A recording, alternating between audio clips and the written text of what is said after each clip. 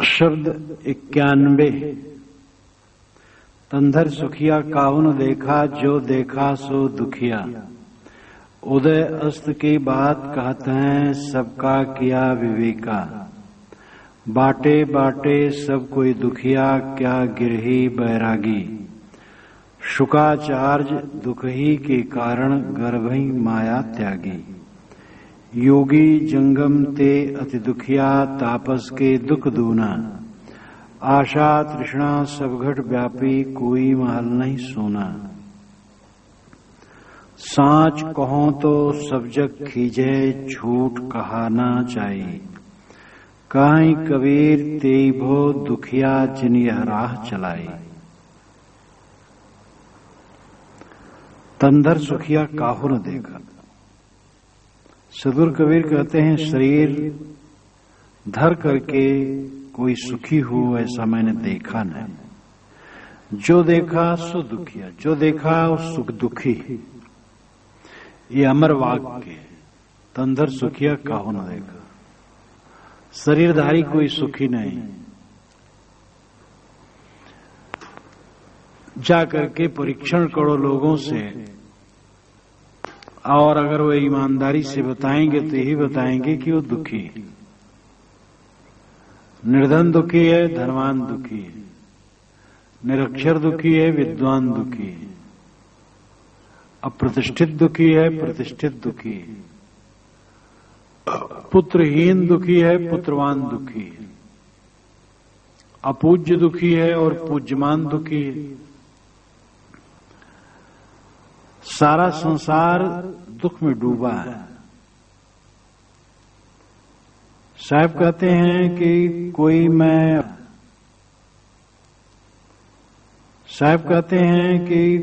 मैं अपने सामने ही की बात नहीं कहता हूं, उदय अस्त की बात कहते हैं। हम उदय अस्त की बात कहते हैं, जहां सूर्य उदित होता है और जहां डूबता है। इसका लाक्षणिक अर्थ है विश्व की समग्रता। पूरे संसार की बात मैं कहता हूं। कोई सुखी नहीं। सबका किया विवेका। मैंने विवेक करके देख लिया है कि सब दुखी है। बाटे बाटे सब कोई दुखिया। बाट रास्ता, अपनी अपनी सरणी, अपने अपनी राह, अपने अपने रास्ते में सब कोई दुखी। क्या गिरही बैरागी। क्या गिरही और क्या बैरागी। गृहस्थ दुखी है, बैरागी भी दुखी है। बैरागी क्यों दुखी है? यहां बैरागी से अर्थ ये मान लेना वैष्णव को बैरागी कहा जाता है तो गलत होगा।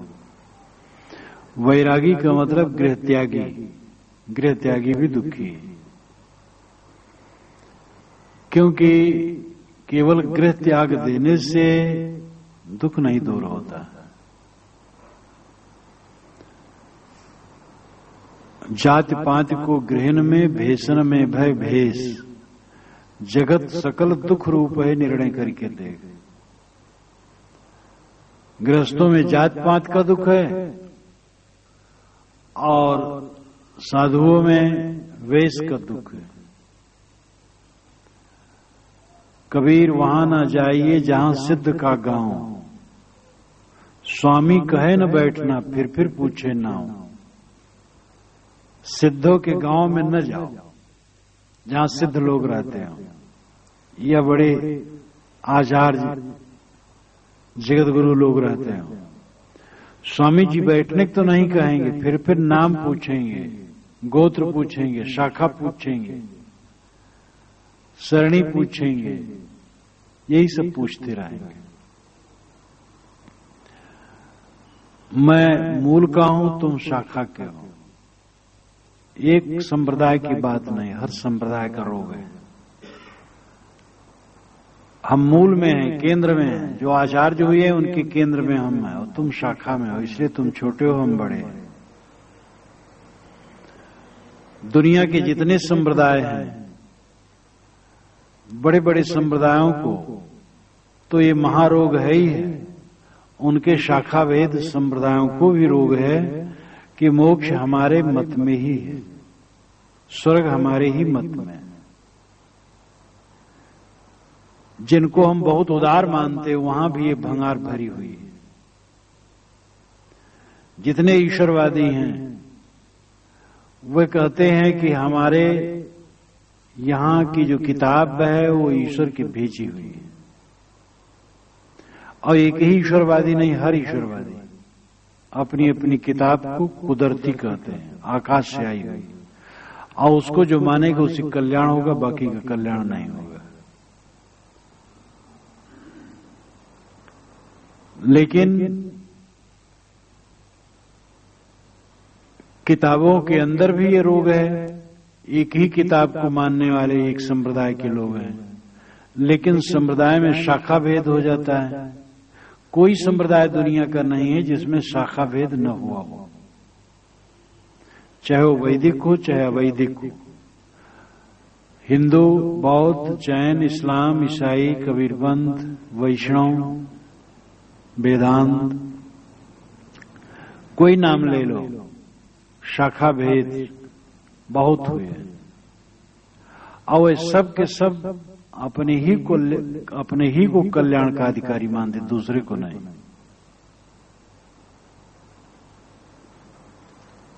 बाइबिल वाले बाइबिल मानने से, नई बाइबिल ईसा का वचन मानने से कल्याण होगा। लेकिन ईसाइयों में भेद प्रभेद है, ऐसे यहूदियों में भेद प्रभेद है। इस्लामी कहते हैं कुरान ईश्वर का वचन है, उसी मानने से कल्याण है। लेकिन वो सब इस्लामी एकजुट नहीं है, उनमें भी शाखा भेद है। और हर फिरका वाला समझता हमारा ही कल्याण है, दूसरे का नहीं है। हिंदुओं की दशा यही है, वैदिकों की यही है। बौद्ध मानते हैं कि नैरात्मवाद के बिना कल्याण नहीं होगा। जो आत्मा को अजर अमर मानेगा उसका कल्याण तो होने नहीं। लेकिन नैरात्मवाद में भी जो 4 शाखाएं हैं, वैभाषिक, स्वतांत्रिक और विज्ञानवादी और माध्यमिक, वो एक दूसरे को मानते हैं कि इनका कल्याण नहीं, क्योंकि पूर्ण ज्ञान उनमें नहीं, पूर्ण ज्ञान हमारे में। जैन की बात हुई, कबीरपंथ को देखो, कबीरपंथ में अमुक शाखा को तो सर्टिफिकेट ही कबीर साहब दे गए हैं, वहीं से कल्याण होगा, दूसरी जगह से नहीं। और दूसरे लोग, तीसरे लोग, सबकी बात यही है। ये दुख नहीं है तो क्या है? महाअहंकार, वासना के त्याग से, मोह के त्याग से कल्याण है। कल्याण किसका करना है? कल्याण में रोड़ा क्या है? कैसे होगा कल्याण? ये सब भेद समझना होगा। और भेद समझ करके राग छोड़ने से कल्याण है। नम्रता नहीं है संप्रदायों में। धार्मिक लोग अत्यंत जड़ हो जाते हैं, महाजड़, पत्थर हो जाते हैं। इतनी क्रूरता आ जाती है कि अपने इष्ट को आकाश पर बैठा देते हैं और दूसरे के इष्ट को फूटी आंखों से भी नहीं देखना चाहते। मेल मुलहिजा के लिए कहते हैं हाँ हाँ वो भी बड़े अच्छे महात्मा हुए हैं, ये बड़े अच्छे पुरुष हैं, लेकिन अंदर उनमें पसीजेगा नहीं। जो कुछ अच्छाई है उनके गुरु आचार्य में है और दूसरे में कुछ नहीं। जो कुछ अच्छाई उनके संप्रदाय में और अलग कुछ नहीं। ये महादुख। श्रद्धा बड़ी काम की चीज है, अधिक श्रद्धा बहुत नुकसान करने वाली है। अधिक श्रद्धा बहुत दुखदायी है। अधिक श्रद्धा इंसान को हिंसकी बनाती, क्रूर बनाती, जड़ बनाती है। और अश्रद्धा इंसान को स्थिर नहीं होने देती। इसलिए देखा जाता है कि सब दुखी। साधु मार्ग में आकर के भी चेला बनाने की इच्छा इतनी तीव्र हो जाती है कि चेला न कोई बने तो पानी नहीं पचता है। कितने गुरु घूमते, किसी गांव में गए, वहां चेला बनाने की नहीं मिले तो समझता है इस गांव में आना बेकार हो गया। जब चेला एक को बन जाए तो सार्थक है, और एक को चेला न बना तो क्या फायदा हुआ। और साधु चेला बनाने की तृष्णा अच्छे अच्छे संतों को है, जिनको विरक्त माना जाता है और विरक्त हैं भी। अब विरक्त शब्द जो है उसकी पूर्णता तो नहीं होती। पूर्णता तब होगी जब कुछ न चाहे। लेकिन वो कपड़ा कम रखते हैं, पैसे पर परवाह नहीं रखते हैं पैसे का। बहुत चीजें हैं, बड़े निर्मल हैं। लेकिन चेला बनाने को मिल जाए तुरंत मोड़ने को तैयार। कोई घर से आवे तुरंत उसको रंग करके पहना दे या सफेद पहना दे, जैसे भी, दोनों प्रकार के हैं। रंगने वाले भी, सफेद वाले भी। न रंगने वाले दोषी न सफेद वाले दोषी। चेला बनाने की चेष्टा, साधु बनाने की चेष्टा, ये तृष्णा भयंकर तृष्णा है। और ये तृष्णा क्या है? दुख ही तो है। मठ मंदिर कायम करके रागद्वेष, लड़ाई झगड़ा, मुकदमा ठाने रहना। अब मान लो आश्रम है, चीजें हैं, कभी मुकदमा आ जाए बाहर से तो आश्रमधारी को लड़ना पड़ता है, एक मजबूरी है। कितने लोग मुकदमा की तैयारी ही करते रहते हैं। मुकदमा करना है, मठ है तो मुकदमा की जरूरत है। मठ में मुकदमा कुछ लगा रहे तो मठ की शोभा है। और लड़ाई झगड़ा, अनेक प्रकार के द्वंद्व, तू मैं, इस साधुओं का रोग कम थोड़े है। तो गिरही बैरागी सब दुखी। गृहस्थ तो दुखी है ही है, गृहस्थ का प्रपंच तो जगत प्रसिद्ध है। लेकिन साधु भी बहुत बड़े बड़े प्रपंची हैं। लेकिन सच्चा वैरागी, सच्चा साधक बचा के चलता है। वो हर जगह से बचा के चलता है और विवेक से रहता है। यहां सामान्य दशा को साहब कहते हैं। क्या गिरही बैरागी, क्या गृहस्थ, क्या विरक्त, सब दुखी। विवेक के बिना कोई सुखी नहीं हो सकता है। अब ये बात अलग है कि साधक चल रहा है साधना में तो तुरंत दुख रहित कैसे हो जाए, तो दोष नहीं है। अभी साधना कर रहा है, मन में दुख तो है, लेकिन धीरे धीरे दुख घट रहा है। आशा तृष्णा जितनी घटेगी दुख घटेगा। और निरंतर अगर प्रगति कर रहा है तो फिर ठीक है, और किसी दिन तो मंजिल पाएगा ही। अगर मन पूरा निर्मल हो जाए तो कभी जर बुखार आ जाए, खांसी खुर्रा आ जाए, जुकाम आ जाए, या कोई भयंकर ही रोग आ जाए अपराधवशात, तो भी उसका मन विचलित नहीं होगा। और मन में आशा तृष्णा है तो भयंकर रोग है। इसलिए साहब कहते बाटे बाटे सब कोई दुखी। बाट रास्ता, अपने अपने रास्ते से, अपने अपने ढंग से सब दुखी। क्या गिरही बैरागी। शुकाचार्य दुख ही के कारण गर्भई माया त्यागी। शुकाचार्य, सुखदेव मुनि दुख को समझ करके ही गर्भई माया त्यागी, गर्भ ही से माया का परित्याग कर दिया था। कहावत है, जब वो गर्भ में आए दुनिया के दुख को देख करके पैदा नहीं होना चाहते थे,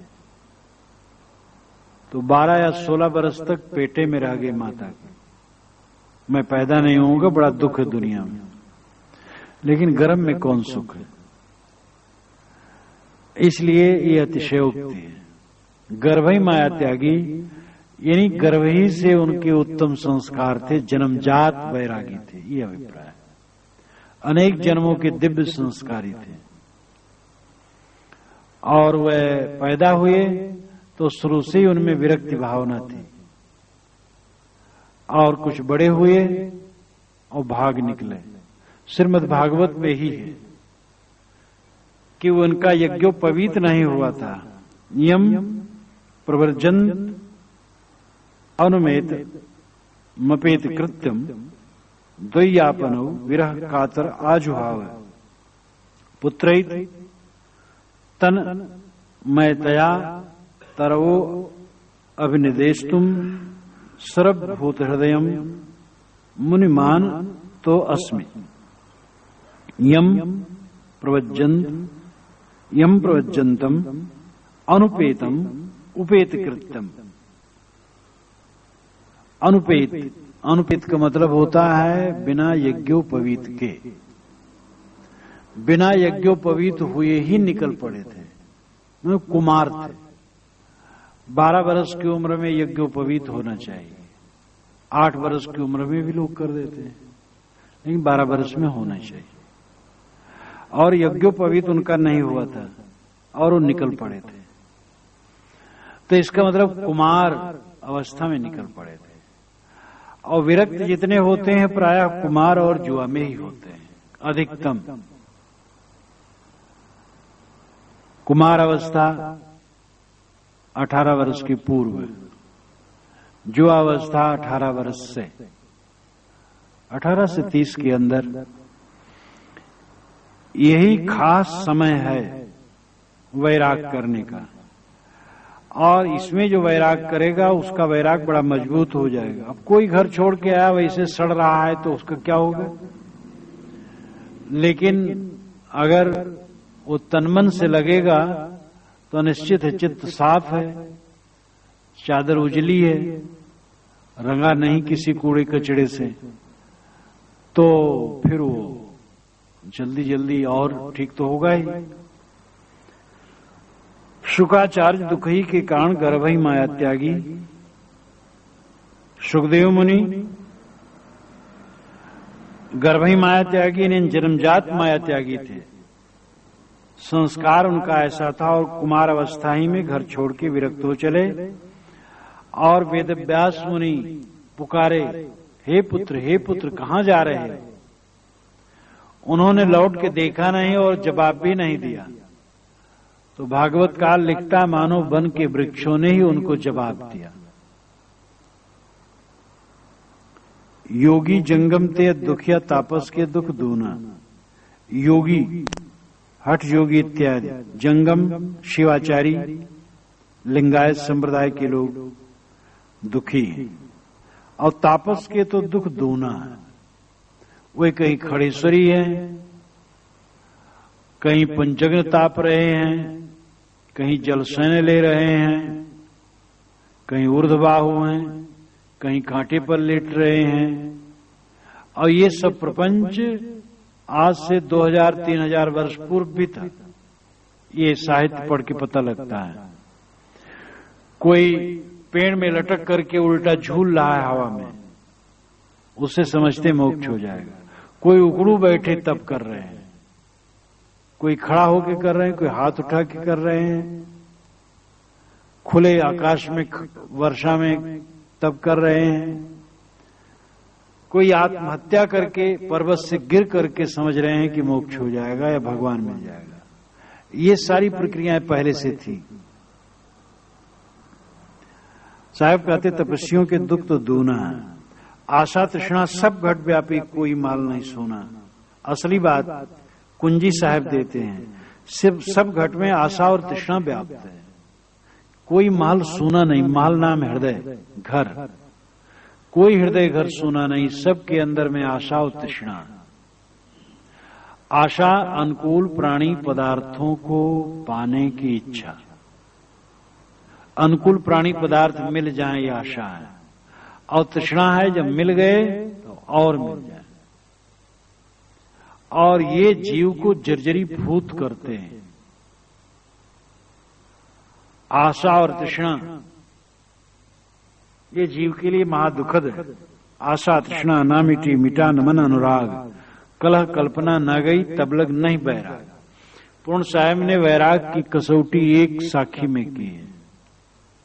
इस साखी को याद रखो और इससे अपने को कसो। आशा और तृष्णा नहीं मिटी और मन का अनुराग, इस संसार के प्रति आकर्षण नहीं मिटा, और कलह कल्पना न गई, झगड़ा राग द्वेष विवाद करने की प्रवृत्ति, और कल्पना सुख दुख हानि लाभ संयोग वियोग के हानि लाभ में पछते रहना, ये सब अगर नहीं गई तो तब लग नहीं वैराग, तब तक कभी वैराग नहीं हुआ है। कपड़ा पहन लियो वैराग का, कपड़ा पहनना बड़ा सरल होता है, थोड़े में पहन लिया जाता है, लेकिन मन शुद्ध हो ये बड़ी बात है। आशा तृष्णा सब घट व्यापी, कोई महल नहीं सोना, कोई हृदय महल सुना नहीं, सब घट में आशा और तृष्णा भरी हुई है, इसलिए सब दुखी है। साच कहो तो सब जग खींचे, झूठ कहा ना जाए। अगर सच्चाई की बात कहता हूं तो सारा संसार खींचता है, क्रोध करता है, उलझता है, दुखी होता है, झुझलाता है, लेकिन झूठ कहा न जाए। झूठ तो कही नहीं जा सकती है। काहे कबीर तेई भो दुखिया जिन यह राह चलाई। साहब कहते वही दुखी हुए जिन्होंने यह रास्ता चलाया। कौन रास्ता? अलग से सुख पाने की आशा तृष्णा, पूरे शब्द की एक कुंजी आशा तृष्णा। अब अलग से पाने का सुख, अलग से सुख पाने की आशा तृष्णा, यह राह जिसने चलाया वो दुखी हुआ।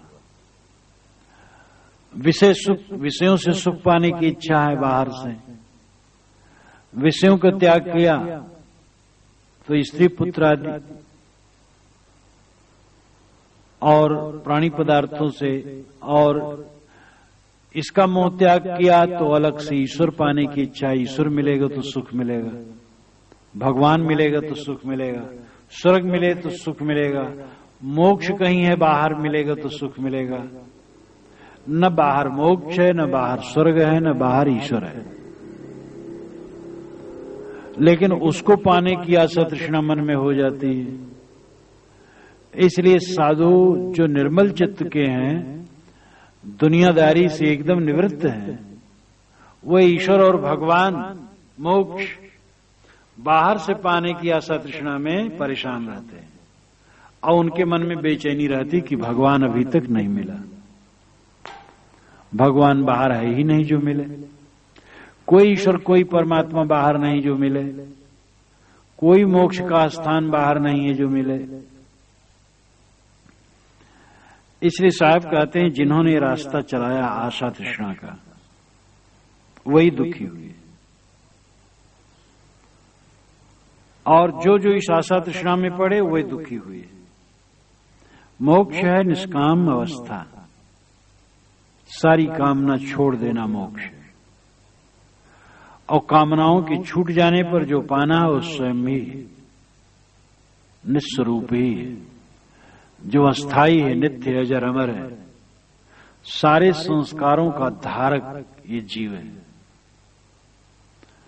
संस्कार आते हैं जाते हैं, स्मृतियां आती हैं और जाती हैं, लेकिन स्मृतियों और संस्कारों का जो दृष्टा और धारक है वो एक रस बना रहता है। ये अपने जीवन के दरमियान में कोई समझ सकता है, इस जीवन के पहले का हमें पता नहीं है, और इस जीवन के बाद का हमें पता नहीं, लेकिन इस जीवन से हम उसको समझ सकते हैं। इस जीवन में हम सब समय अपने संस्कारों के साक्षी रहते हैं।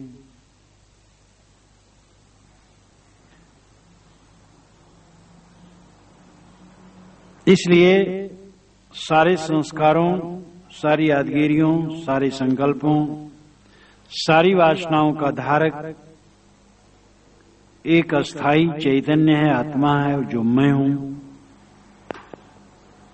वासनाओं के परित्याग कर देने पर अपने आप में स्थित होती है। दुनिया की आशा तृष्णा करें तो, न करें तो दुनिया को छोड़ना है। आशा तृष्णा करेंगे तो फांसी में लटके रहेंगे, आशा तृष्णा छोड़ देंगे तो मुक्त हो जाएंगे।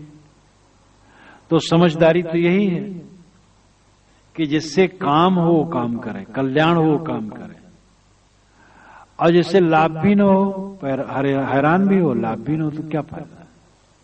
आशा तृष्णा करके फंसा रहे, जिंदगी भर उलझा रहे हो, फिर फंसा रहे, तो क्या फायदा। आशा तृष्णा छोड़ दे तो जीवन में सुख, और शरीर छूट गया, सदा के लिए बंधन निवृत्त। इसलिए आशा तृष्णा का परित्याग करो।